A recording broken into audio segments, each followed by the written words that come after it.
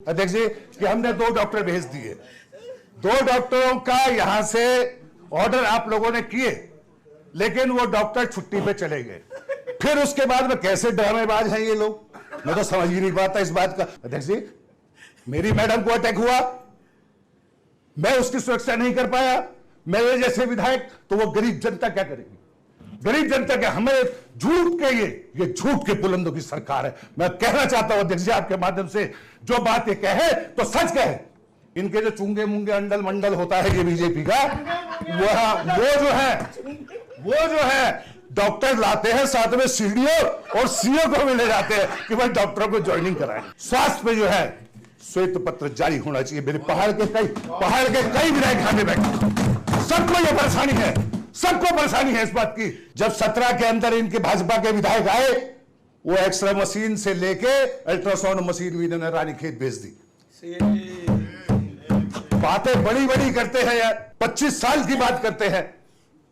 करा क्या है तुमने, करा क्या है इस प्रदेश में? आप ये बताइए। आप कहते हैं सरकार हमारी भी थी, हमारी सरकार में आप भी थे।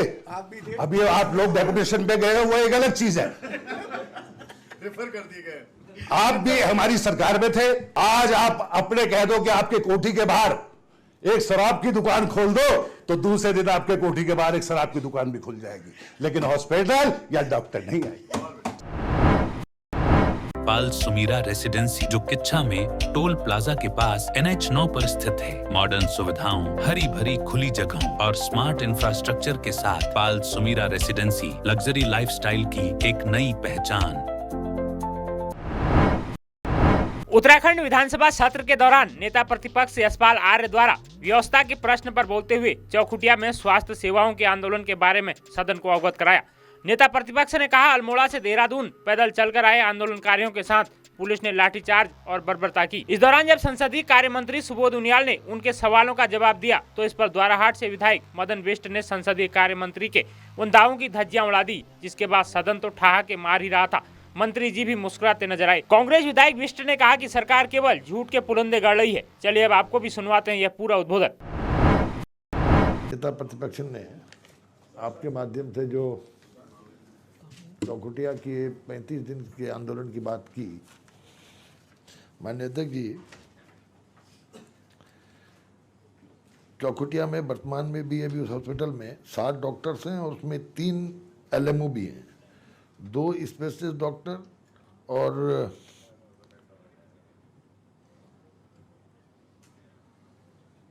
2 स्पेशलिस्ट डॉक्टर की पोस्टिंग भी वहाँ पे कर दी गई है। माननीय अध्यक्ष जी, नहीं, अरे भाई सुन लेना। और सबसे बड़ा ये अध्यक्ष जी, उस हॉस्पिटल को सब डिस्ट्रिक्ट हॉस्पिटल का शासनादेश भी जारी कर दिया गया है। और उसके निर्माण के लिए कार्यदायी संस्था का भी चयन हो चुका है माननीय अध्यक्ष जी।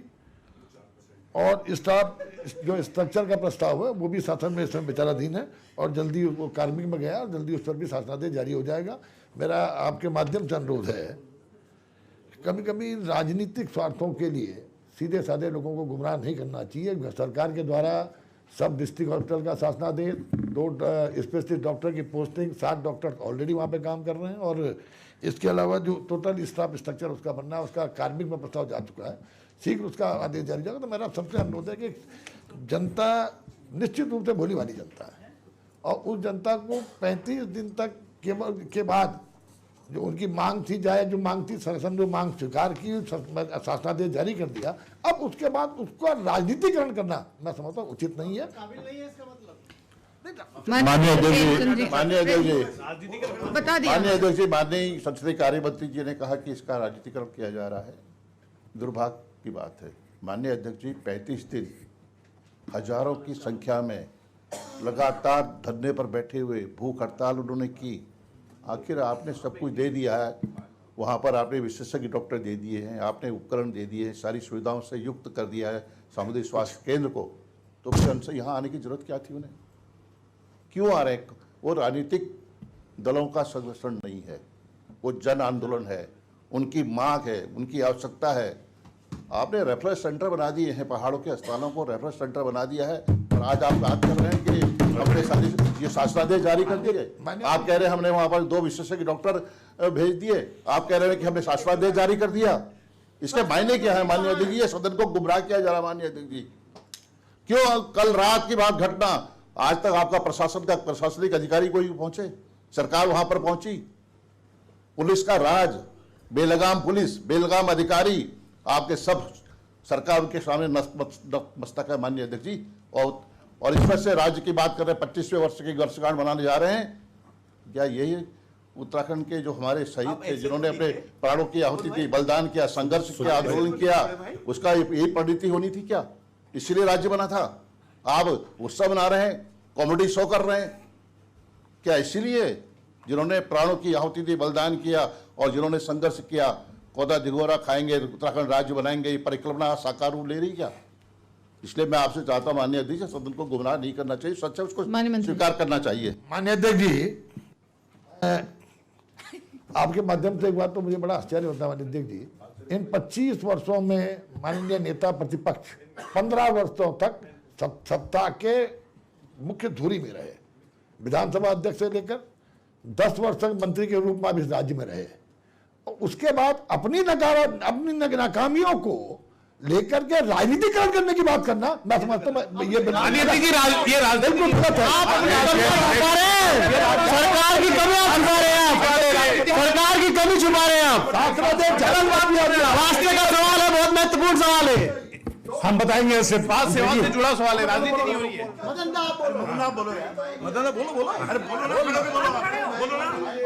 गलत बात है सुबोध भाई। जब सरकार ने झूठ बोला इसलिए माइक भी बंद हो गया। भाई एक मिनट बोलो मदन भाई, आप बोलो। सब डिस्ट्रिक्ट हॉस्पिटल का शासनादेश जारी कर दिया गया। वो आम आदमी की जो मांग थी, मैं नहीं समझता कि अभी शुरुआत होगी, बहुत पहले से मांगे नहीं होगी। सरकार ने संवेदनशीलता से उस मांग पर विचार करते हुए जो सब डिस्ट्रिक्ट हॉस्पिटल का शासनादेश जारी कर दिया। वहां पर 100 डॉक्टर्स ऑलरेडी काम कर रहे हैं, 2 स्पेशलिस्ट भेज दिए गए हैं और अब 2 की पोस्टिंग कर दी गई है। रास्ते में या वो भी रिफर हो गए। अब आप बोलो, बात है ना। दूसरा अध्यक्ष जी, उसपे जो सब डिस्ट्रिक्ट हॉस्पिटल का जो निर्माण होना, उसके लिए कार्यदायी संस्था का चयन किया जा चुका है। डीपीआर तैयार होने के बाद उस पर भवन निर्माण की कार्यवाही की जाएगी और जो सब डिस्ट्रिक्ट हॉस्पिटल का स्ट्रक्चर होता है, वो स्ट्रक्चर स्वास्थ्य विभाग के द्वारा बना करके कार्मिक में जा चुका है और कार्मिक से आने के बाद निश्चित रूप से उस पर आगे कार्रवाई की जाएगी उसे स्ट्रक्चर। और एक सेकंड पूरी बात कर दीजिए, जहां तक माननीय नेता प्रतिपक्ष ने लाठीचार्ज की बात की, निश्चित रूप से अगर इसका संज्ञान लेते हुए इस पर जांच करा दी जाएगी। सस्पेंड करो। बोलो। पॉइंट ऑफ ऑर्डर उनका करते हैं। अध्यक्ष जी, सिर्फ मैं स्वास्थ्य पे बोलूंगा और किसी विषय पे नहीं। माननीय मंत्री जी ने भी कहा और डॉक्टर राजेश जी भी यहां बैठे हैं, 35 दिन से हमारे वहां कोई पॉलिटिकल लोग नहीं है। मंत्री जी, कोई पॉलिटिकल लोग नहीं है। अच्छा जी, हमने भी वहां पे गए, ये डिमांड 12 से लेकर 16 तक कैसे पूरी थी जब मैं विधायक था वहां। उस समय मेरे यहां 2 स्पेशलिस्ट भी थे, दोराट के अंदर भी वो थे। जब 17 के अंदर इनके भाजपा के विधायक आए, वो एक्सरे मशीन से लेके अल्ट्रासाउंड मशीन भी इन्होंने रानीखेत भेज दी। बातें बड़ी बड़ी करते हैं यार, 25 साल की बात करते हैं। करा क्या है तुमने, करा क्या है इस प्रदेश में? आप ये बताइए। आप कहते हैं सरकार हमारी भी थी, हमारी सरकार में आप भी थे। अभी आप लोग डेपुटेशन पे गए, वो एक अलग चीज है। रेफर कर दिए गए।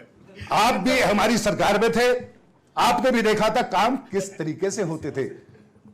अध्यक्ष जी, मंत्री जी नारायण दत्त तिवारी जी का हाथ पकड़ के पूरे काम करा दिया करते थे। हम भी थे वहां पे, मैं भी चेयरमैन था उस समय। लेकिन कुछ ना कुछ, हमें कुछ नहीं चाहिए, हमें स्वास्थ्य और शिक्षा इस प्रदेश के अंदर चाहिए और कुछ नहीं चाहिए। हमें ये 5 किलो राशन जो मोदी जी के बोरे में आ रहे हैं और उसमें मोदी जी का पोस्टर लग रहा है, आपसे कह दो मंत्री जी, आप, मैं तो इस सदन से कहना चाहता हूं, आज आप अपने कह दो कि आपके कोठी के बाहर एक शराब की दुकान खोल दो, तो दूसरे दिन आपके कोठी के बाहर एक शराब की दुकान भी खुल जाएगी, लेकिन हॉस्पिटल या डॉक्टर नहीं आएगी। चल ठीक है, आपने बात कह दी। आप चर्चा में थोड़ी है भाई, पॉइंट ऑफ ऑर्डर था ये, चर्चा में आप चर्चा में बात कर रहे हैं। पहली बार बोल रहे हैं। देखिए आप बात से मेरे क्षेत्र का मामला है। माननीय सदस्य, आप अपनी चर्चा में बोलिएगा ना। आप जब बात, आप तो अपनी बात ना, आपने पॉइंट ऑफ ऑर्डर उठाया। मदन भाई शराब की बात कर रहा है तो अच्छी बात है। तो वो तो अभी उनको मैंने नाम तो ले लिया था ना, प्रेमचंद्र अग्रवाल जी का नाम उनका ले लिया मैंने। अभी हमारे मंत्री जी ने कहा, अध्यक्ष जी, कि हमने 2 डॉक्टर भेज दिए। 2 डॉक्टरों का यहां से ऑर्डर आप लोगों ने किए, लेकिन वो डॉक्टर छुट्टी पे चले गए। फिर उसके बाद में कैसे ड्रामेबाज हैं ये लोग, मैं तो समझ ही नहीं पाता इस बात का। 2 बेचारे अल्मोड़ा से डॉक्टर मेरे मनोज भाई के यहां से कह रहे एमडी भेज दिए, जबकि वो सिंपली एमबीबीएस है। मैं आप तो 60 डॉक्टर की बात करते हैं, मेरे चकुटिया के सीएससी में आज भी 9 डॉक्टर है और 11 डॉक्टर मेरे दोहाट के अंदर भी है, लेकिन वो बेचारे फ्रेशर्स है, कुछ कर नहीं पाते हैं। मैं तो खुद भुगतभोगी हूं अध्यक्ष जी।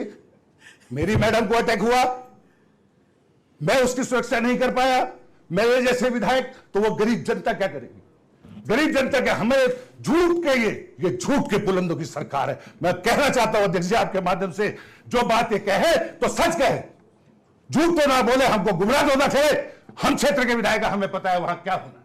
उसके बाद 2 डॉक्टर आए, उसके बाद भी मनोज भाई ने वहां पे धरना प्रदर्शन किया, तो दोनों डॉक्टर शाम को, और देखिए बड़ी उसकी बात है, इनके जो चुंगे मुंगे अंडल मंडल होता है ये बीजेपी का, वो जो है डॉक्टर लाते हैं, साथ में सीडीओ और सीओ को भी ले जाते हैं कि भाई डॉक्टरों को ज्वाइनिंग कराएं। उसके बाद डॉक्टर 2 घंटे वहां रुकते हैं, 4 बजे जो है वो अल्मोड़ा ट्रांसफर हो जाते हैं। मैं तो अध्यक्ष जी आप निर्देश करिए इस बात को कि आप स्वास्थ्य पे जो है श्वेत पत्र जारी होना चाहिए। मेरे पहाड़ के कई विधायक खाने बैठे, सबको ये परेशानी है, सबको परेशानी है इस बात की। आप देख लीजिए किस तरीके से, क्यों 2014 से 2016 तक कैसे थे, आप क्यों नहीं व्यवस्था हो सकती? आप कह रहे हमने जियो कर दिया, हमें भी पता है महाराज जियो कैसे हो रहे हैं। पिथौरागढ़ का भी हॉस्पिटल 400 करोड़ रुपए की बिड हुई, उसके बाद आज वो हॉस्पिटल जो है 700 करोड़ तक पहुंच गया। अल्मोड़ा का हॉस्पिटल क्या मेडिकल सेंटर बनने से ही सब कुछ थोड़ी हो जाता है? सब कुछ मेडिकल साहब, लेकिन मेडिकल के साथ उसकी व्यवस्था भी तो आप लोगों को करनी चाहिए। डॉक्टर दो, हमें फिजिशियन दो, मुझे भी पता है अध्यक्ष जी, मुझे भी पता है कि अभी एमडी के कुछ कोर्सेज हैं, तो 1 आध साल लगेगा, लेकिन सरकार बात तो करे कम से कम हमारे आंदोलनकारियों से, बात तो करे। बात करने को कोई तैयार नहीं, कोई भी तैयार नहीं। माननीय मंत्री जी को आना चाहिए, मेरी मंत्री जी से भी फोन पे बात हुई, माननीय मुख्यमंत्री जी से भी मेरी फोन पे बात हुई, 5 दिन बाद ही मेरी बात हुई, कर देंगे कर देंगे कर देंगे। अरे कब कर देंगे अध्यक्ष जी? आप स्वास्थ्य पे श्वेत पत्र जारी करें। दूसरा, आप सरकार को ही यह निर्देश दे, क्यों उत्तर प्रदेश के पैटर्न पे चल रहे हो? हमारा पहाड़ी क्षेत्र हिमाचल है, आप शिक्षा और स्वास्थ्य में सिर्फ हिमाचल पैटर्न को ही आप अडॉप्ट कर देंगे तो उत्तराखंड का बहुत भला होगा, मेरे को पता है। और आप निर्देश भी करिए सरकार से, कहिए भी कि आपके मंत्री और विधायक वहां जाए और वहां के स्वास्थ्य व्यवस्था को और शिक्षा व्यवस्था को देख के आए, वहां किस तरीके से चल रही है। तो मेरा आपसे अध्यक्ष जी एक ही आग्रह है कि इस पे आप सरकार से कहें कि इस पे जो है श्वेत पत्र जारी किया जाए। धन्यवाद।